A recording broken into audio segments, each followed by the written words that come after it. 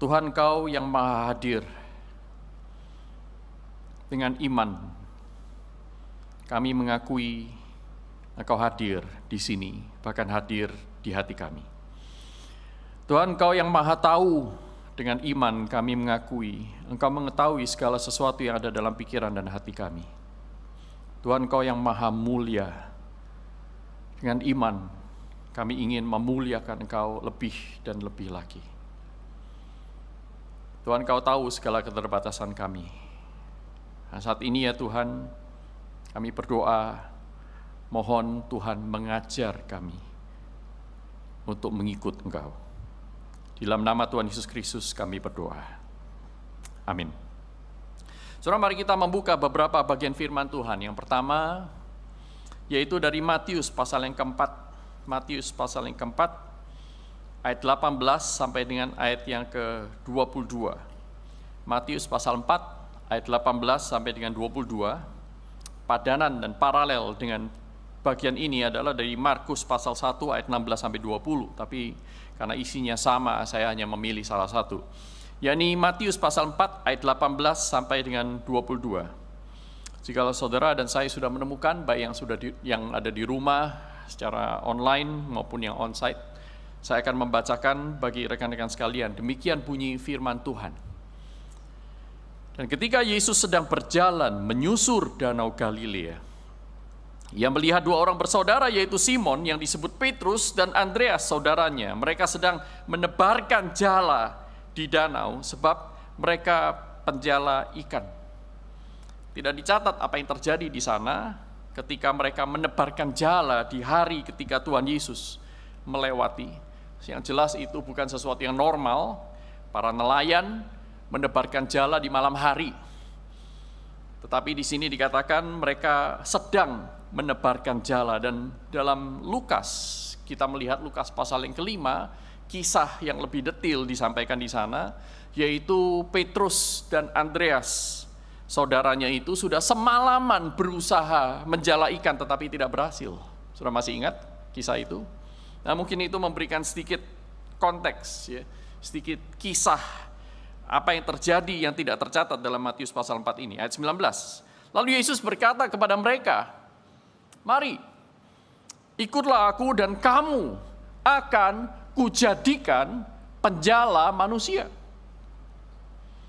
Lalu mereka pun segera meninggalkan jalannya. Mereka meninggalkan jalannya dan mengikuti dia. Dan setelah Yesus pergi dari sana, dilihatnya pula dua orang bersaudara, yaitu Yakobus anak Zebedius dan Yohanes saudaranya bersama ayah mereka, bukan sedang menebarkan jala, tetapi sedang membereskan jala di dalam perahu. Yesus memanggil mereka pula, dan mereka segera meninggalkan perahu serta ayahnya, lalu mengikuti dia. Satu bagian lagi, yaitu yang terjadi mungkin 30 tahun setelah peristiwa ini dicatat, yakni Yohanes 21 ayat 15 sampai dengan ayat yang ke-19. Yohanes pasal 21 ayat 15 sampai dengan ayat yang ke-19.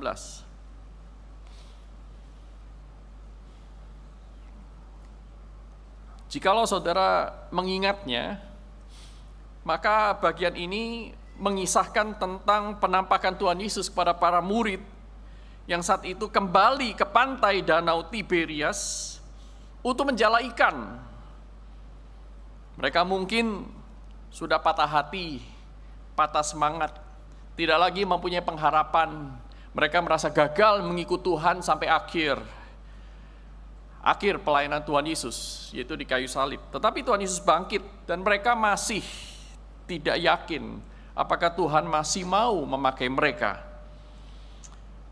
Dan mereka ingin kembali kepada kehidupan lamanya, menjala ikan, tidak lagi menjadi penjala manusia. Tetapi pada masa itu, sesudah sarapan, Yesus berkata kepada Simon Petrus, "Simon, anak Yohanes, apakah engkau mengasihi aku lebih daripada mereka ini?" Karena sebelum Tuhan Yesus disalibkan, Simon berkata, "Kalaupun yang lain melarikan diri, aku akan tetap bersamamu sekalipun sampai mati." Maka Tuhan Yesus bertanya kepadanya kali ini, "Apakah engkau mengasihi aku lebih daripada mereka ini?" Jawab Petrus kepadanya, benar Tuhan, Engkau tahu bahwa aku mengasihi Engkau. Mungkin tidak sebangga sebelumnya. Kata Yesus kepadanya, gembalakanlah domba-dombaku. Kata Yesus pula kepadanya untuk kedua kalinya, Simon anak Yohanes, apakah engkau mengasihi aku? Jawab Petrus kepadanya, benar Tuhan, Engkau tahu bahwa aku mengasihi Engkau. Kata Yesus kepadanya, gembalakanlah domba-dombaku. Kata Yesus kepadanya untuk ketiga kalinya, Simon anak Yohanes, apakah engkau mengasihi aku? Maka sedih hati Petrus karena Yesus berkata untuk ketiga kalinya, apakah engkau mengasihi aku? Mungkin terbersit di hati Petrus, seandainya engkau menanyakan hal ini sebelum aku menyangkal engkau. Seandainya aku bisa mengatasi pencobaan terakhir itu, seandainya aku tidak jatuh, mungkin cerita itu akan berbeda. Tetapi Tuhan Yesus tahu apa yang ada dalam hati Petrus. Tuhan Yesus bertanya 3 kali. Engkau gagal 3 kali, aku bertanya kepadamu 3 kali. Dan aku memberimu kesempatan yang baru. Dan Petrus berkata kepadanya, Tuhan, Engkau tahu segala sesuatu, bahkan yang orang lain tidak tahu. Kejatuhan-kejatuhanku, Engkau tahu segala sesuatu, dan Engkau juga tahu bahwa aku mengasihi Engkau. Kata Yesus kepadanya, gembalakanlah domba-dombaku. Aku berkata kepadamu, sesungguhnya ketika engkau masih muda, engkau mengikat pinggangmu sendiri dan kau berjalan kemana saja kau kehendaki. Tetapi jika engkau sudah menjadi tua, engkau akan mengulurkan tanganmu dan orang lain akan mengikat engkau dan membawa engkau ke tempat yang tidak kau kehendaki. Dan hal ini dikatakan Tuhan Yesus untuk menyatakan bagaimana Petrus akan mati mengikut Kristus dan memuliakan Allah. Sesudah mengatakan demikian, ia berkata kepada Petrus kalimat yang sama 30 tahun sebelumnya, ikutlah aku.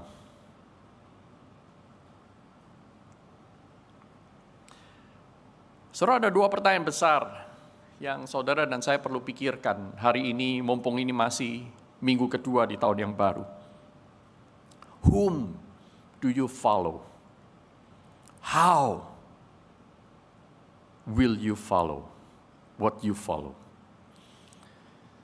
Siapa yang saudara ikuti? Dan bagaimana saudara akan mengikutinya? Saudara, Epikurus, abad ketiga, abad keempat sebelum Masehi, mengajarkan bahwa mari kita mengikuti kesenangan, pleasures. Bagaimana pleasures bisa didapat? Yaitu ketika kita mendapatkan yang kita kehendaki. Desires. Pleasures adalah pemenuhan dari desires. Tetapi Epikurus mengatakan bahwa tidak semua desires harus diikuti. Ada beberapa desires, dia katakan. Ada yang natural dan unnatural. Ada yang natural, alami, ada yang tidak natural. Dari yang alami ini juga ada 2 macam, yang necessary dan unnecessary, yang memang dibutuhkan dan yang opsional yang tidak dibutuhkan. Sedangkan yang unnatural desires itu adalah desires atau keinginan yang harus engkau jauhi karena dia tidak mempunyai batas. Seperti apa? Misalnya nama besar, kekuasaan. Kalau engkau mengejar keinginan-keinginan seperti itu yang tidak natural itu, engkau tidak akan pernah bahagia. Engkau tidak akan pernah mendapatkan pleasures karena keinginan itu tidak akan pernah tercapai. Tidak ada batasnya. Maka engkau harus bisa membedakan mana yang natural, mana yang tidak natural, mana yang alami, mana yang tidak alami. Dan di dalam alami itu sendiri ada 2 macam, necessary atau unnecessary. Yang diperlukan atau yang sebenarnya tidak terlalu diperlukan. Yang tidak diperlukan itu misalnya apa? Misalnya hidup mewah, baju lebih bagus, gaji lebih besar. Yang sebenarnya kalau Anda tidak menemukannya pun, Anda tetap bisa bahagia. Ini kata Epikurus. Sekalipun oleh orang-orang Romawi, filsafat Epikurus akhirnya dipelintir menjadi sebuah filsafat yang mendorong dan mendukung pemuasan seluruh nafsu. Tetapi itu bukan ajaran Epikurus. Tetapi masalahnya adalah, saudaraku, keinginan manusia, apakah itu selalu benar? Apakah persepsi kita tentang apa yang necessary dan unnecessary itu bisa dipertanggungjawabkan? Dari mana kita tahu ini benar, ini tidak benar? Ini necessary atau ini unnecessary? Dan kita harus tahu bahwa tidak semua keinginan kita terpenuhi. Saya mengajarkan kepada anak-anak saya sejak awal, sejak kecil, bahwa engkau tidak selalu mendapatkan yang kau mau. Ini sebuah hikmat dari Tuhan, saudaraku. Tuhan selalu memberikan kepada kita yang kita butuhkan, tetapi tidak selalu yang kita mau. Maka saya mempersiapkan anak-anak saya untuk menjadi orang-orang yang mengikut Tuhan, yang tough, tidak selalu mendapatkan yang kau mau. Lalu bagaimana engkau harus hidup? 1 Yohanes pasal 2 ayat 7 mengatakan, dan dunia ini sedang lenyap dengan keinginannya. Kalau kita mengikuti keinginan diri kita, jangan-jangan saudaraku, kita tidak hanya butuh makanan, minuman, tempat tinggal, dan pekerjaan yang baik. Kita membutuhkan yang lain. Kita membutuhkan yang tidak bisa dipuaskan. Dan itulah keinginan dunia. Dalam Markus pasal 4 ayat 19, Tuhan Yesus berkata bahwa kekhawatiran dan keinginan dunia itu yang menghimpit firman Tuhan, sehingga benih yang ditabur itu tidak bisa bertumbuh dan berbuah karena dihimpit oleh akar-akar kekhawatiran maupun keinginan dunia. Jadi kalau diserahkan kepada keinginan kita, saudara tidak akan pernah hidup bahagia. Sekalipun itu diajarkan oleh Epikurus. Tetapi Tuhan Yesus yang menciptakan kita tahu segala sesuatu.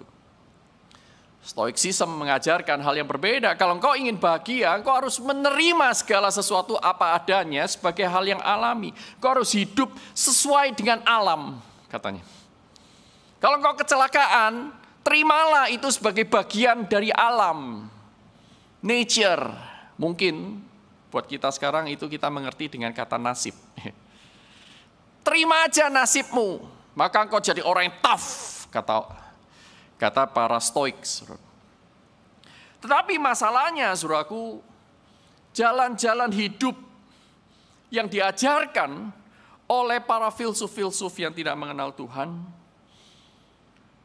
ini belum tentu mengajak saudara untuk datang kepada kehidupan yang betul-betul bahagia. Kehidupan yang Tuhan rencanakan. Dalam Amsal 14 ayat 12 dan Amsal 16 ayat 23, di sana disebutkan ada jalan yang disangka orang lurus tetapi ujungnya menuju maut.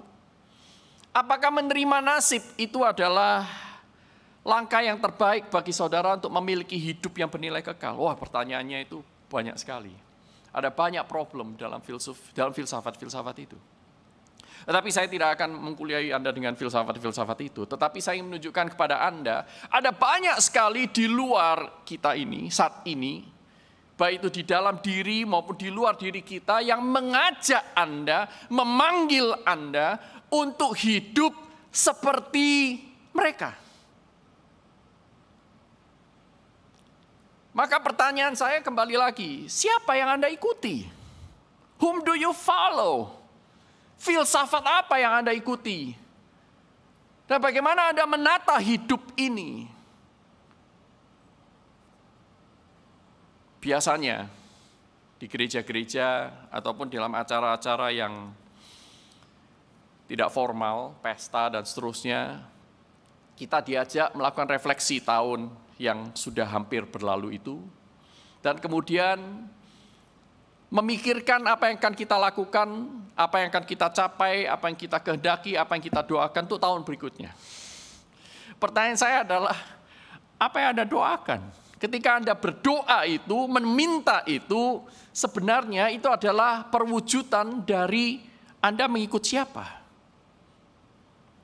Tuhan, aku ingin gajiku lebih besar di tahun depan. Tuhan, aku ingin menjadi orang yang lebih rajin lagi belajar. Tuhan, aku ingin menjadi orang yang lebih setia. Kelihatan baik, bukan? Tetapi tetap di balik semuanya itu, ada satu kerangka besar dalam hidup kita yang saudara harus pikirkan dengan lebih serius, yaitu sebenarnya saudara sedang mengikut siapa? Diri Anda sendiri tetapi menggunakan Tuhan untuk memenuhi keinginan kita? Atau filsafat-filsafat dunia? Yang penting kita sejalan dengan alam, kita akan hidup bahagia. Mencapai prestasi yang tertinggi. Whom do you follow? Problemnya adalah, kalau Tuhan tidak memanggil, saudara tidak akan pernah mencari Dia. That's a problem. Kalau saudara tidak mencari Dia, saudara tidak akan menemukan kebenaran-kebenaran yang mengubahkan hidup Anda. Saya bisa berkata dengan prinsip yang sama, saudaraku, membaca teks ini, kalau Tuhan Yesus tidak mengambil Petrus, berapa besar sih kemungkinan Petrus akan mengikuti Yesus? 0.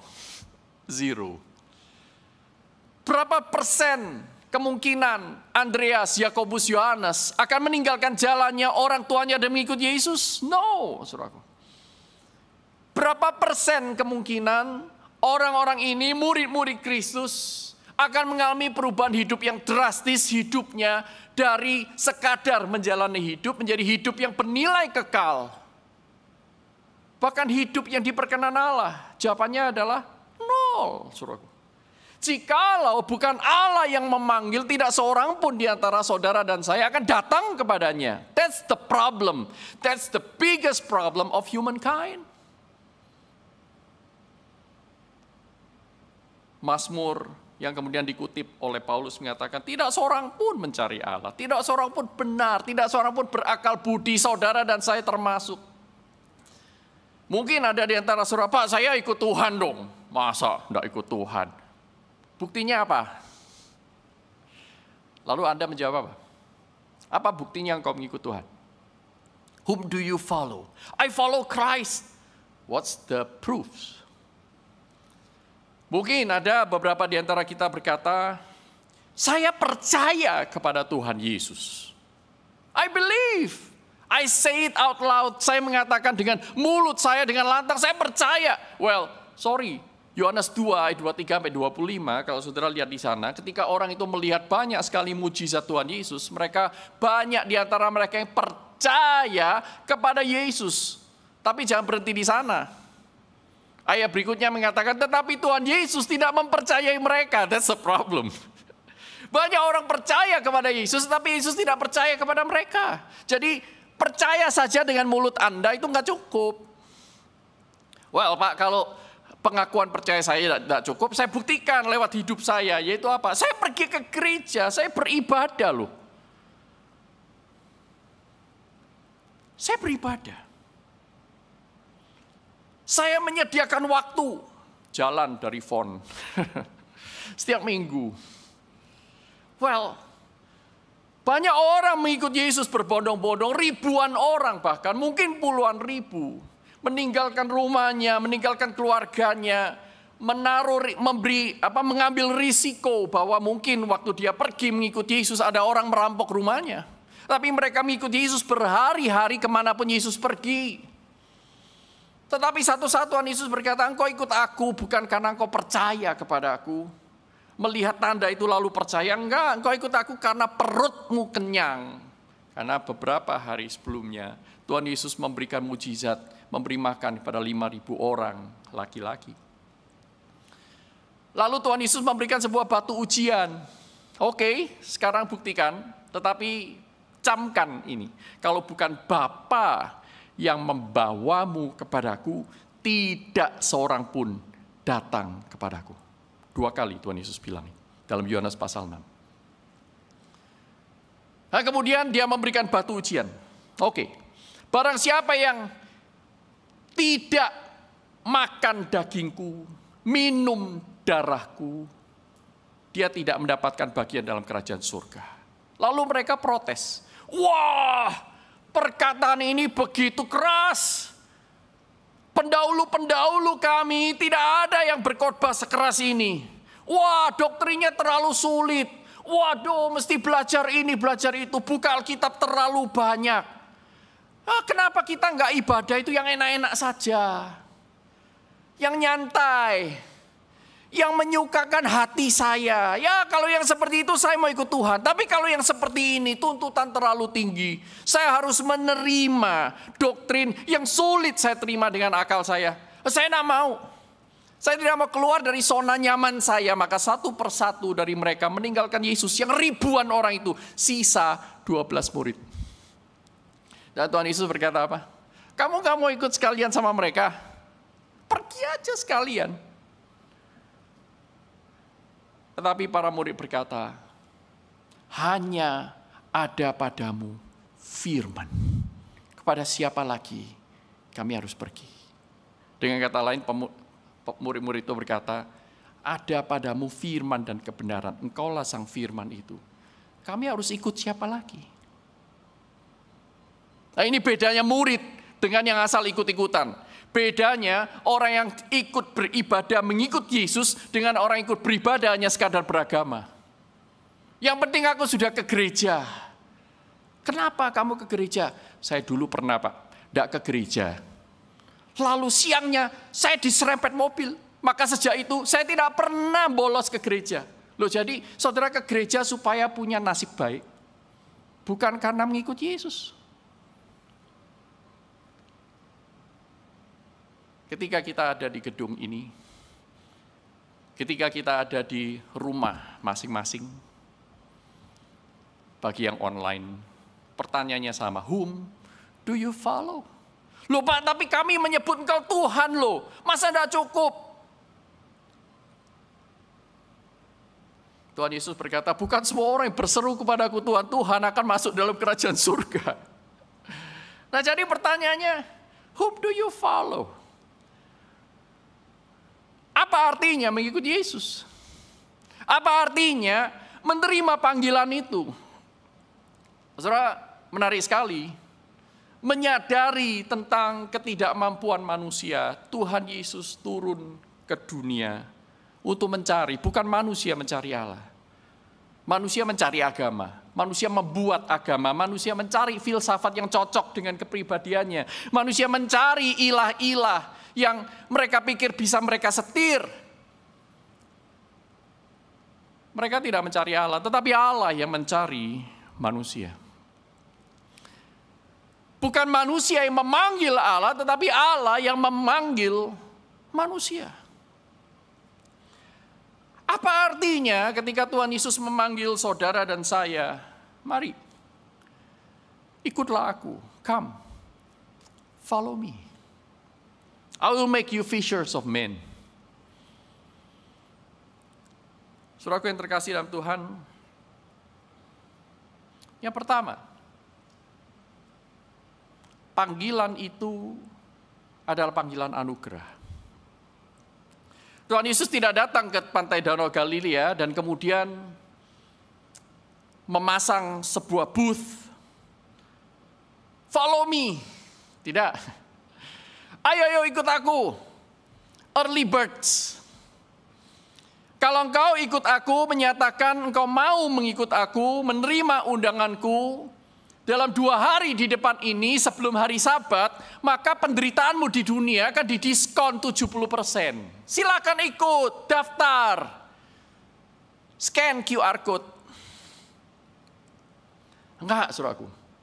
Tuhan Yesus tidak mengumbar, karena panggilan itu memang bukan untuk semua orang. Di dunia ini ada lebih dari 7 miliar, mungkin sudah lebih. 7 miliar manusia. Tidak semua orang mendengarkan panggilan Yesus.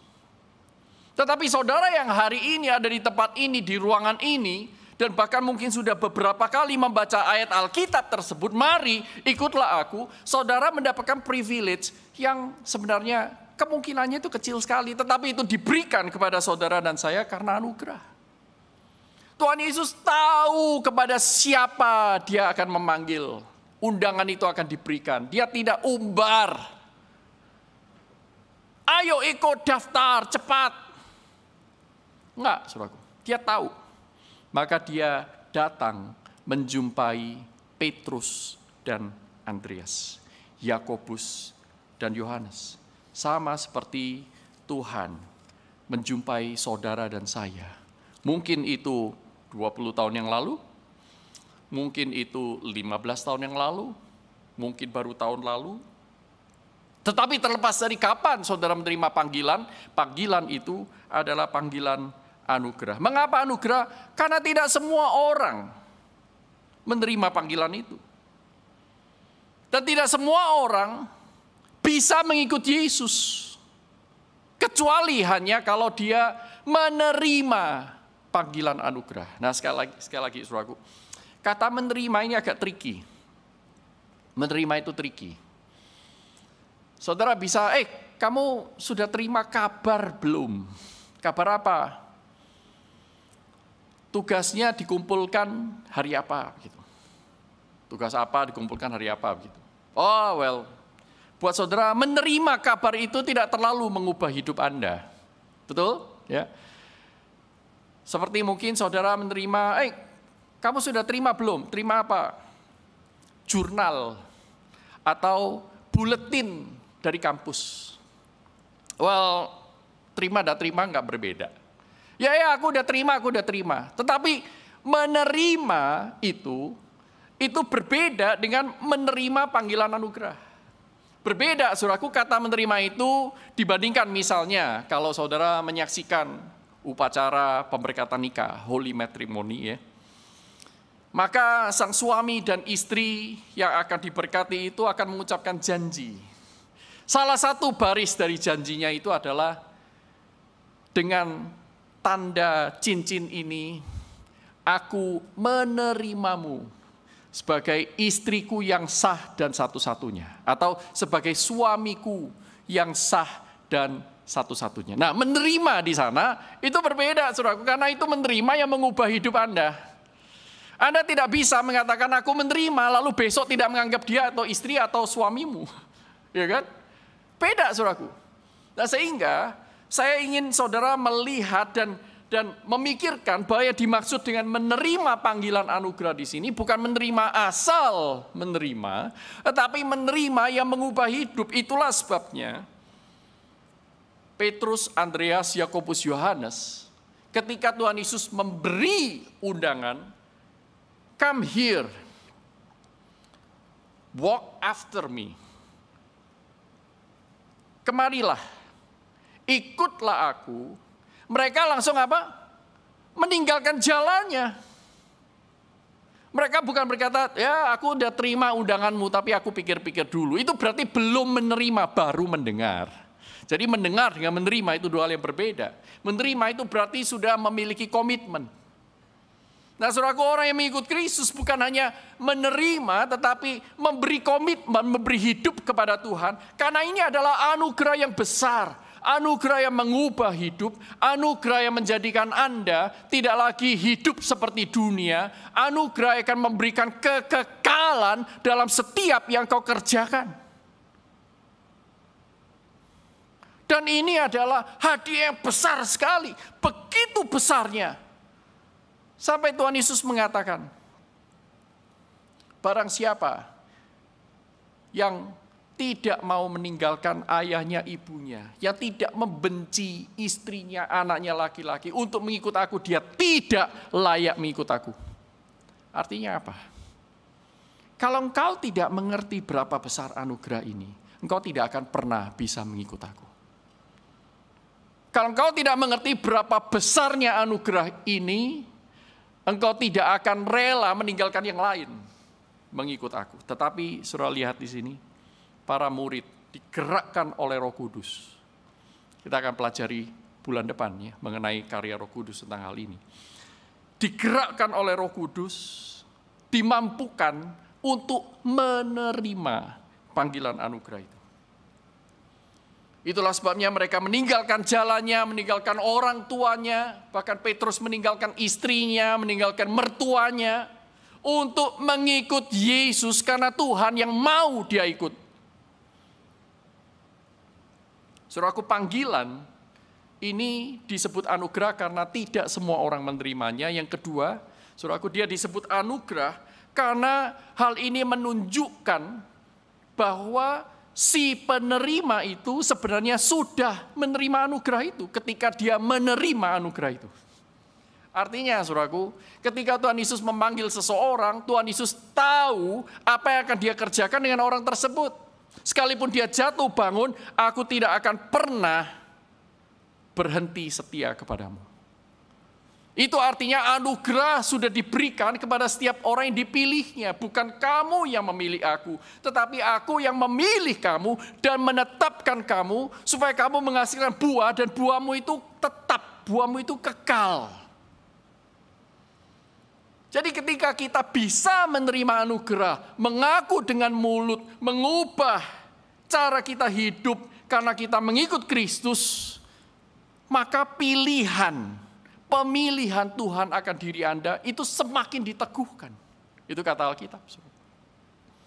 Sehingga pilihanmu itu teguh. Dalam surat 1 Petrus berkata bahwa ketika kau melakukan hal ini, menambahkan kebajikan, menambahkan pengetahuan, menambahkan akal budi, menambahkan semuanya ya, kesalehan di hidup dan seterusnya. Engkau iman, pengharapan dan kasih, engkau bertumbuh sedemikian rupa, maka engkau akan meneguhkan pemilihan Allah dalam dirimu.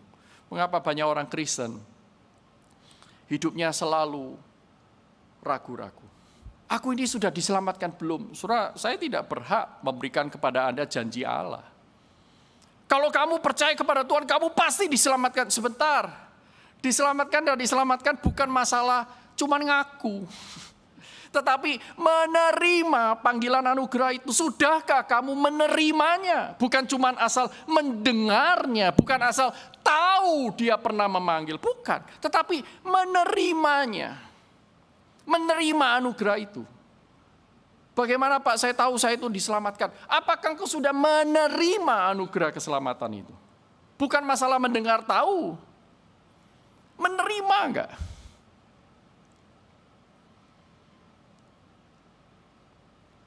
Panggilan menunjukkan bahwa anugerah sudah diberikan.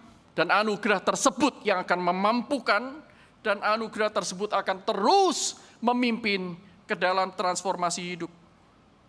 Itulah sebabnya panggilan marilah ikutlah aku selalu disertai dengan maka kamu akan kujadikan penjala manusia. Itulah anugerah keselamatan. Hal yang kedua, apa artinya panggilan mengikuti Yesus? Panggilan mengikuti Yesus artinya panggilan untuk mentransformasi diri. Maka pertanyaan berikutnya adalah bagaimana saudara mengikuti dia? Saudara mengalami transformasi enggak? Saudara menerima panggilan itu enggak? Karena panggilan itu bukan berhenti pada keselamatan, aku nanti dapat surga, bukan. Bukan, saudaraku. Tetapi panggilan untuk menyatu dengan Allah Tritunggal, panggilan untuk hidup di dalamnya. Sehingga untuk hidup di dalamnya, saudara akan mengalami transformasi. Maka panggilan mari ikutlah aku bukan panggilan menjadi orang Kristen hanya di KTP. Menjadi orang Kristen yang karena saudara sekolah di sebuah institusi pendidikan Kristen. Bukan. Tetapi ini adalah panggilan untuk mengalami perubahan hidup. Panggilan mengikuti Yesus adalah panggilan transformasi diri kita. Saudara, tetapi transformasinya seperti apa? Transformasi hanya bisa dikerjakan oleh anugerah. Kalau tidak demikian, Tuhan Yesus tidak perlu datang ke dunia ini. Kalau tidak demikian, Tuhan Yesus tidak perlu memanggil sendiri. Kalau tidak demikian, Tuhan Yesus hanya perlu misalnya membangkitkan banyak filsuf yang bijak. Saudara mengalami perubahan-perubahan hidup menurut agama dan kepercayaan masing-masing. Selesai. Bukan. Tidak bisa problemnya. Itulah sebabnya Tuhan Yesus menegaskan, mari ikutlah aku. Kalau kamu menerimanya, maka kamu akan kujadikan. Jadi siapa subjek transformasi di sini? Kujadikan. Jadi ini adalah perubahan yang hanya Tuhan Yesus yang bisa kerjakan. Wah, Kalau kita membaca prinsip Alkitab, wah benar dan amin. Bagaimana mungkin saya, saudara, sebut nama Anda masing-masing dalam hati, bagaimana mungkin saya bisa mengalami perubahan orientasi hidup dari hidup untuk menyenangkan diri, sekarang ingin menyenangkan Allah? Nah mungkin. Di dalam filsafat apapun, di dalam agama apapun, semua cari aman sendiri, cari selamat sendiri. Tidak ada yang cari kemuliaan bagi Tuhan, tidak ada.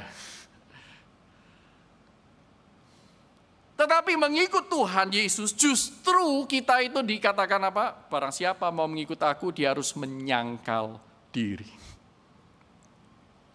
Memikul salib, mengikut aku. Tuhan Yesus loh yang ngomong, bukan saya. Bagaimana mungkin orang dunia ini bisa mengikut Yesus? Tidak mungkin, saudaraku. Maka perubahan itu hanya terjadi oleh karena karya Allah yang ilahi itu. Kamu akan kujadikan. Dan perubahan itu dimulai dari awal. Dimulai dari lapisan yang paling dalam, yang paling korup di dalam diri Anda dan saya. Yaitu cinta diri, benci Tuhan. Tidak ada yang lebih korup daripada dosa itu. Cinta diri, benci Tuhan. Kalau engkau cinta Tuhan, kau akan membenci diri. Menyangkal diri dan dosa-dosanya tentunya. Saudaraku, itulah sebabnya dimulai dari awal Roh Kudus itu mengerjakan di dalam diri kita, melahirbarukan kita, jiwa kita diperbarui. Dalam kitab Yeskiel dikatakan, aku akan memberikan kepadamu, menanamkan dalam hatimu, hati yang baru ini, firman-Ku. Aku akan memberimu hati dan jiwa yang baru. Karena apa? Dari sanalah semua dosa itu berasal, bukan? Nah Tuhan mengerjakan, kamu akan kujadikan. Dimulai dari sana. Pak, tapi saya ini tidak lebih jelek dari orang lain loh. Kenapa saya harus mengubah seradikal itu? Saudara, mungkin saudara tidak merampok, tidak memperkosa. Mungkin saudara tidak addicted dalam pornografi. Ya, sesekali nonton, tapi tidak addicted. Mungkin saudara bukan penjudi, saudara bukan penyiksa, saudara tidak melakukan kekerasan seksual. Mungkin. Tetapi saudaraku, seberapa sering saudara dan saya secara sadar ataupun tidak sadar, sebenarnya berkata kepada Tuhan, I don't need you. Aku gak butuh kamu. Untuk ujian ini, berdoa buat kepadamu, gak usah, belajar aja cukup. Aku bisa sendiri. Dengan kata lain kita bilang, engkau bukan Allah, aku Allah bagi diriku sendiri. You're not God, I'm the God of my own. Dengan demikian, apakah itu bukankah itu sebuah penghinaan besar? Ini baru sekelumit, saudaraku. Menganggap Tuhan tidak ada. Kalau saya bertanya kepada Anda di ruangan ini, apakah Anda percaya Allah hadir di sini? Saudara akan mengatakan, ya. Yang percaya Allah hadir di sini, angkat tangan. Angkat tangan, silakan. Hampir semua, saudaraku. Ya. Apakah Anda percaya bahwa Allah yang hadir, yang maha hadir itu juga adalah Allah yang maha tahu segala sesuatu? Yang percaya angkat tangan? Yang di rumah juga boleh angkat tangan? Ya. Oke, ya. Apakah saudara tahu bahwa Allah yang maha hadir, Allah yang maha tahu itu juga adalah Allah yang maha mulia, yang layak mendapatkan yang terbaik dari seluruh ciptaannya? Anda yakin? Anda percaya? Anda tahu? Angkat tangan. Semuanya angkat tangan. Pertanyaannya adalah, ketika Anda tadi beribadah, apakah Anda memberi yang terbaik? That's the problem. Kita nggak selalu sadar, kita tidak selalu memberikan hidup kita kepada Tuhan. Kita selalu ingin menjadi Tuhan bagi diri kita sendiri, bukan? Itu adalah penghinaan. Boleh nggak kita berkata kepada istri atau suami, atau kepada orang tua, Papa, aku butuh duit.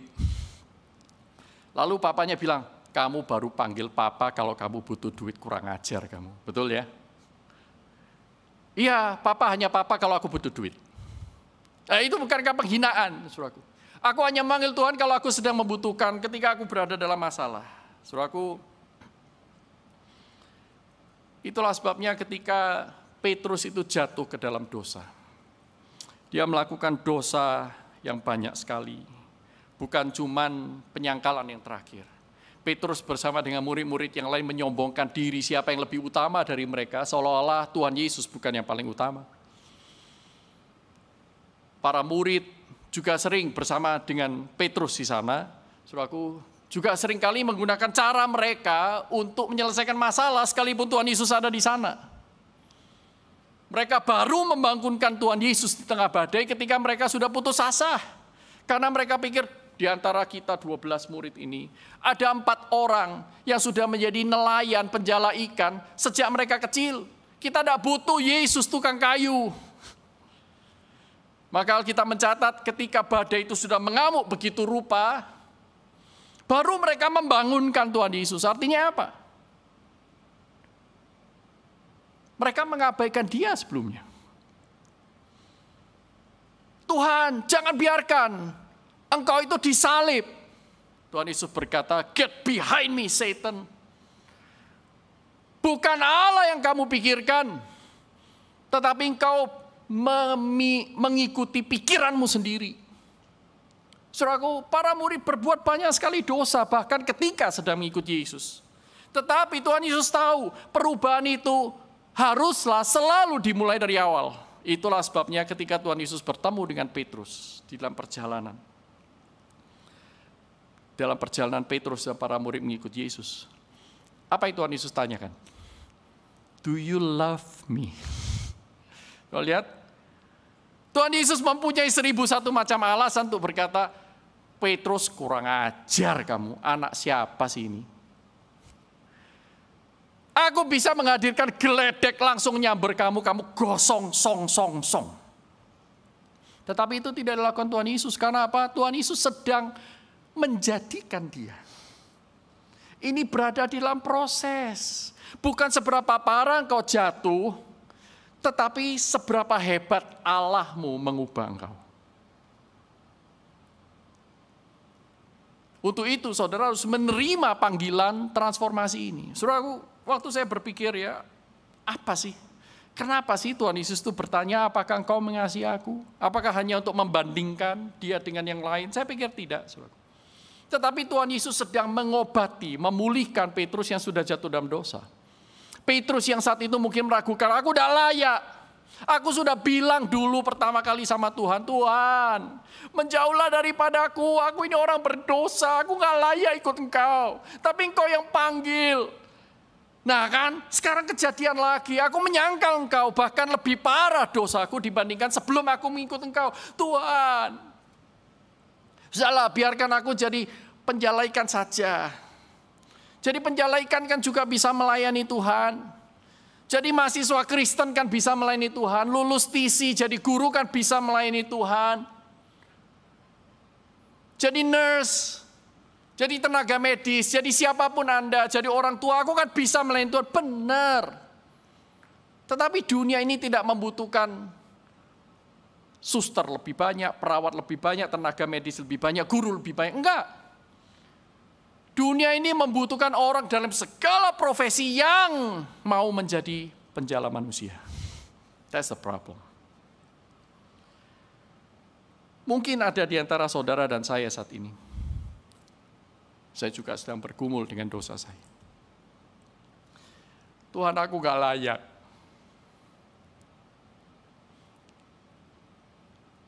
Aku jatuh terus. Pertama aku jadi korban, sekarang aku jadi pelaku. Dulu aku dilecehkan secara seksual oleh orang-orang yang mengaku dekat, keluarga, paman. Tetapi sekarang aku malah melakukan itu kepada orang lain.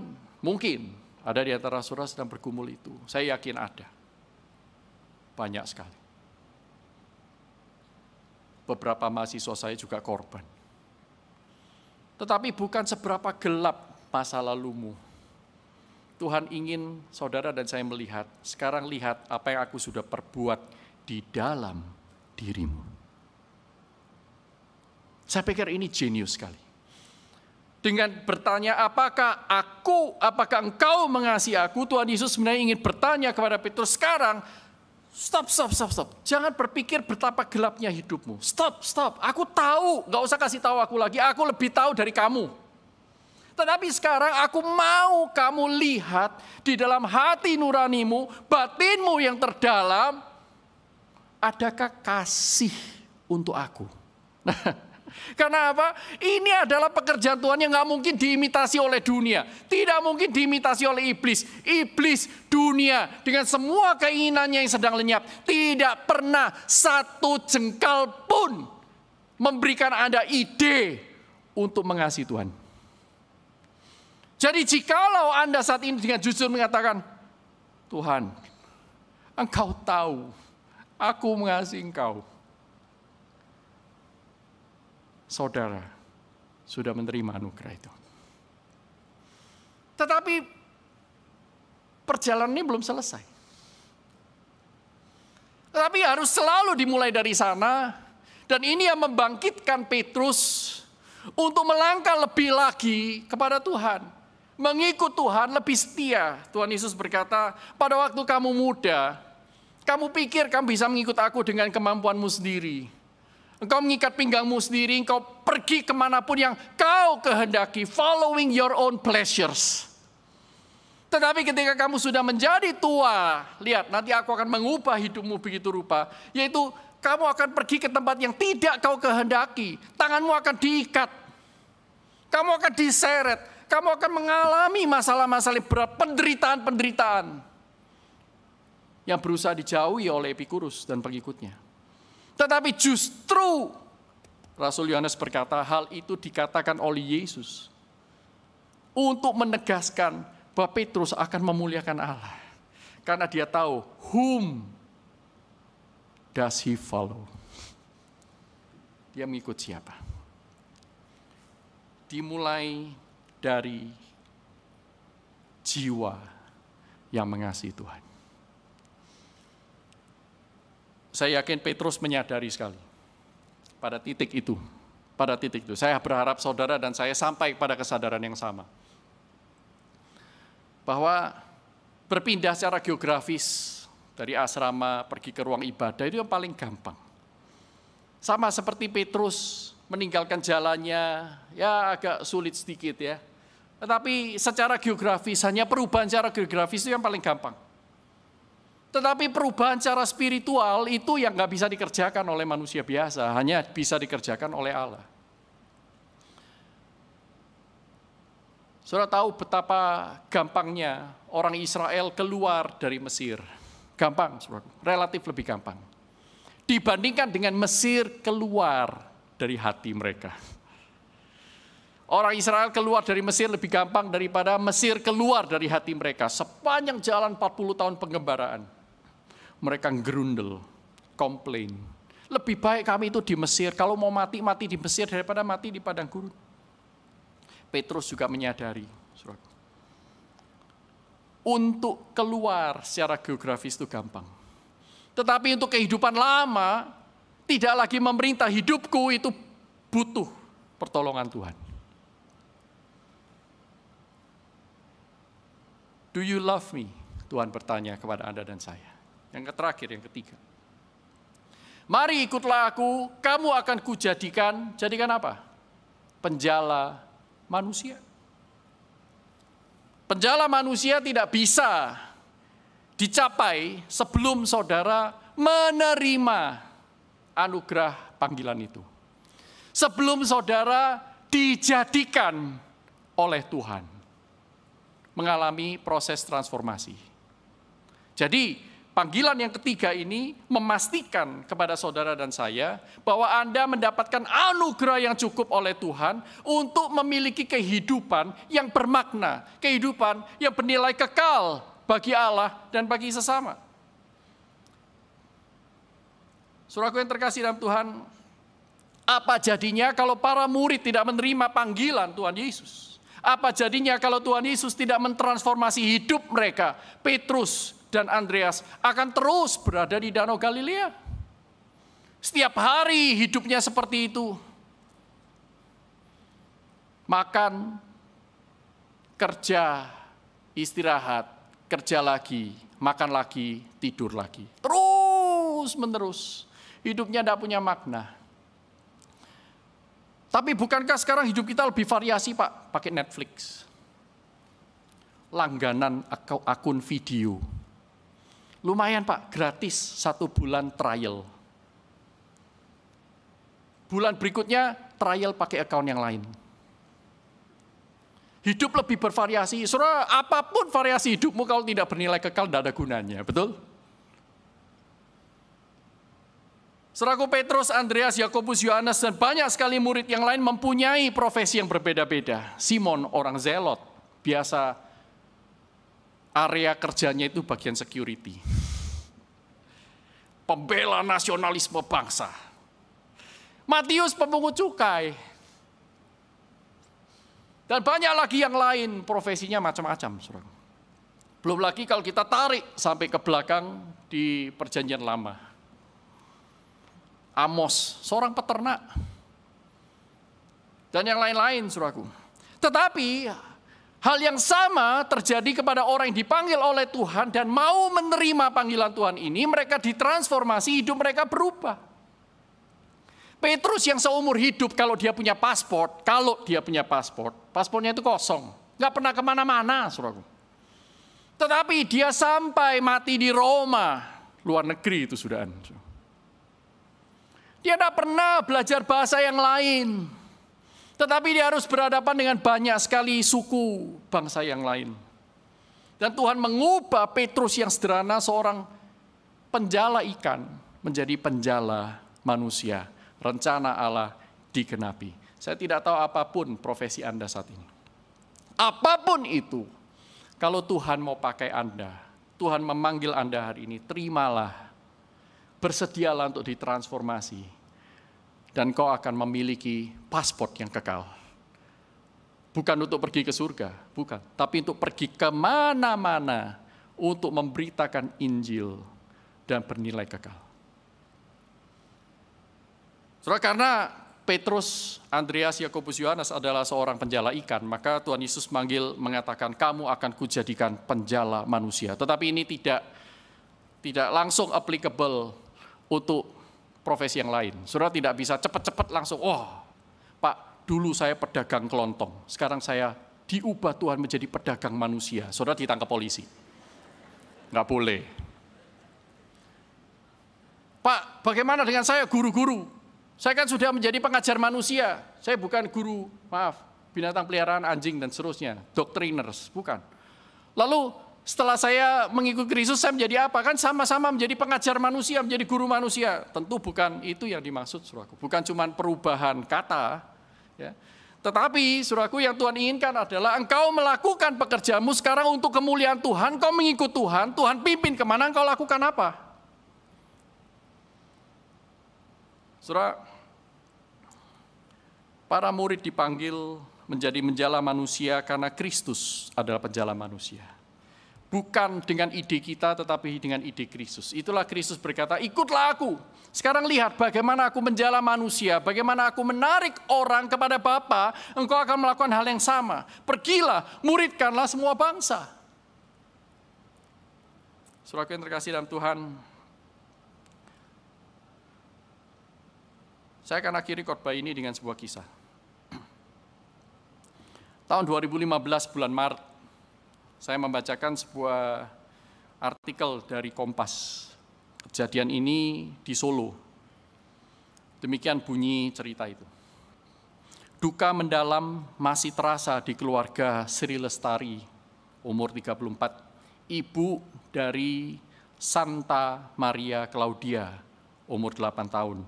Yang tewas tertabrak kereta api bersama ayah kandungnya, Octavianus Cahyo Saputro, umur 36. Jumat malam, tanggal 20 Maret, sekitar pukul 21:10 waktu Indonesia bagian Barat. Claudia meninggal dalam perjalanan ke rumah sakit setelah diajak ayahnya menabrakkan diri ke kereta api Gajayana jurusan Solo, Jakarta, yang sedang melaju kencang di daerah wilayah dekat Solo itu namanya Brengosan, Manahan, Solo. Rekan-rekan yang pernah ke Solo atau dari Solo tentu tahu. Cahyo nekat bunuh diri dengan mengajak putri semata wayangnya karena gagal mendapatkan hak asuh dalam sidang perceraian yang sedang dijalaninya. Sebelum meninggal, Claudia sempat menuliskan kerinduan untuk bisa bersama lagi dengan kedua orang tuanya di buku hariannya. Secari kertas berwarna merah muda yang bertuliskan catatan di bagian atasnya adalah milik Claudia. Dengan cepat, demikian tulisan dari catatan Claudia pada menjelang Natal sebelum dia meninggal. Aku sedih sekali, papa mamaku akan berpisah. Aku sedih sekali dan aku tadi makin sedih. Aku kangen mama dan aku bisa cuman berdoa kepada Tuhan. Dan aku senang bisa bertemu mama. Lalu catatan yang terakhir berkata gini, tadi malam ulang tahunku ke-8 tahun. Aku sangat senang sekali. Semoga tambah sehat, tambah pintar, dan semoga bahagia, selalu tidak boleh sedih. Dia berkata pada dirinya sendiri, nyelamatin diri sendiri. Saudara, dan Claudia mengembuskan nafas terakhir dalam perjalanan menuju rumah sakit. Di sekitar saudara dan saya, mungkin itu teman-teman sekamar di dormitory. Ada orang-orang seperti Claudia. Ada orang-orang seperti Pak Sucahyo. Orang-orang seperti sang ibu Sri Lestari ini. Hidup dengan problema. Putus asa. Tidak tahu harus kemana. Mereka tidak bisa menjawab pertanyaan, whom do you follow? Mereka mungkin selama ini hanya mengikuti keinginan diri. Di sekitar kita, jangan tutup mata, bukalah matamu.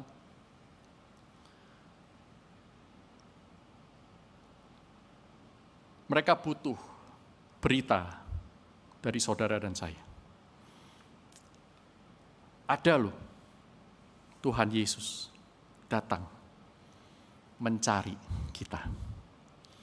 Dan dia ingin supaya kita semua mengikut dia, sehingga hidup kita diubahkan mempunyai hidup yang kekal. Tidak seperti dunia di dalam kesia-siaan. Mungkin kita akan menderita, ya. Tetapi menderita karena mengikut Tuhan, itu tidak sebanding, seperti kata Paulus, dengan mahkota yang kita akan terima. Kita akan mengalami perubahan mindset. Apa yang kekal, apa yang sementara. Dan kehidupan baru dia sediakan bagi mereka yang bukan hanya mendengar, tetapi menerima. Mau nggak engkau menerima?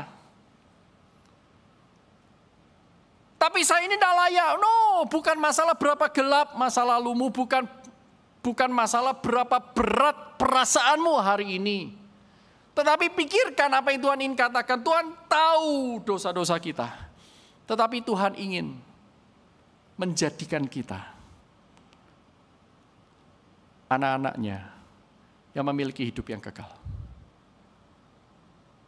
Pertanyaannya adalah, do you love me? Mari kita tundukkan kepala.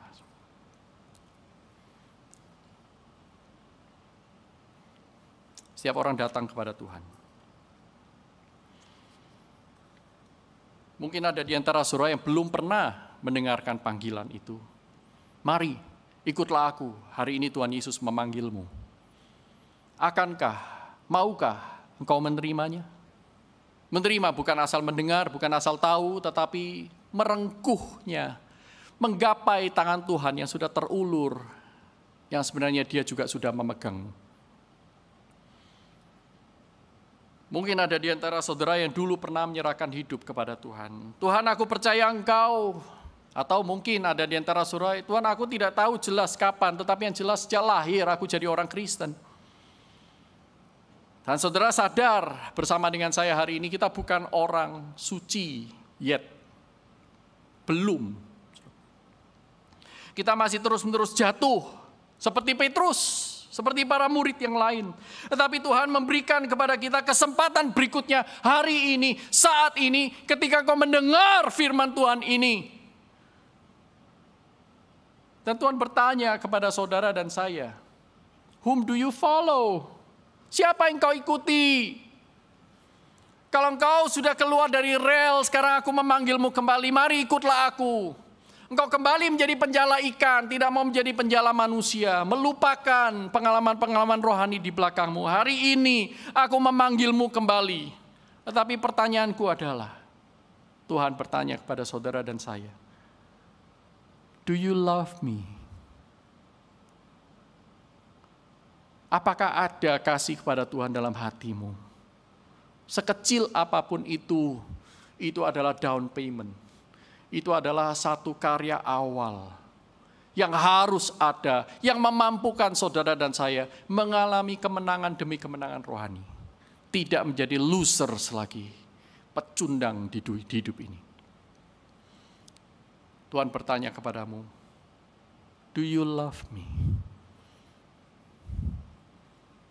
Bukan berapa banyak dosa yang kau sudah lakukan.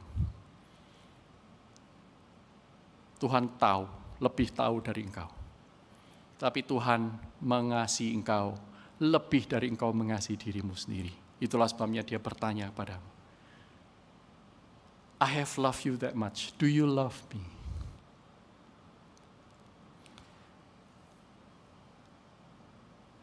Saudara, sebagai hamba Tuhan, saya tidak ingin saudara melakukannya secara demonstratif. Tidak perlu pamer kepada kiri kanan, depan belakang Anda. Hari ini, jikalau Tuhan menggetarkan jiwamu, engkau berkata, Tuhan, aku mau menerima panggilanmu untuk mengikutmu. Aku mau mengikut Tuhan lebih serius lagi. Aku tidak tahu bagaimana, tetapi aku mau. Dari minggu ke minggu aku akan belajar mengikut engkau. Ada orang-orang yang berkata seperti itu. Letakkan tangan kananmu di dadamu. Saya akan berdoa bagi Anda. Puji Tuhan, puji Tuhan, puji Tuhan. Atas bawah banyak sekali. Puji Tuhan, puji Tuhan. Adakah di antara saudara yang berkata, Tuhan, aku sudah berbuat dosa besar. Engkau tahu dosaku sekalipun orang lain tidak tahu. Tetapi engkau memanggilku kembali, memberikan aku kesempatan berikutnya. Engkau bertanya kepadaku, do you love me? Tuhan, aku mengasihi engkau. Engkau tahu segala sesuatu, aku mengasihi engkau. Ada orang yang mengatakan gitu, letakkan tangan kananmu di dada. Saya mau berdoa buat Anda. Ada orang demikian, menyerahkan hidupnya kepada Tuhan. Puji Tuhan. Semua bangkit berdiri, kita datang kepada Tuhan sebagai satu komunitas. Tuhan, Engkau mengerti setiap hati yang hancur, setiap hidup yang sudah diporak-porandakan oleh dosa, baik itu dosa diri kami sendiri maupun orang-orang lain yang sudah menghancurkan hidup kami, tetapi kami bersyukur kami hari ini mendengarkan panggilan Tuhan. Kami sungguh-sungguh berkata seperti Petrus, Tuhan jauhlah dari kami ini orang yang berdosa. Tetapi Tuhan alih-alih menjauhkan diri, Engkau justru menghampiri kami setelah sekian tahun kami melarikan diri. Terima kasih untuk kesempatan. Terima kasih untuk peneguhan. Terima kasih untuk kasih Tuhan. Terima kasih untuk anugerah Tuhan yang tidak terbayangkan, yang Kau berikan kepada kami. Satu doa kami Tuhan, mulai hari ini, ajarlah kami mengikut Engkau lebih sungguh lagi. Di dalam nama Tuhan Yesus Kristus, kami naikkan doa ini. Amin. Silakan duduk. Tuhan memberkati kita semua.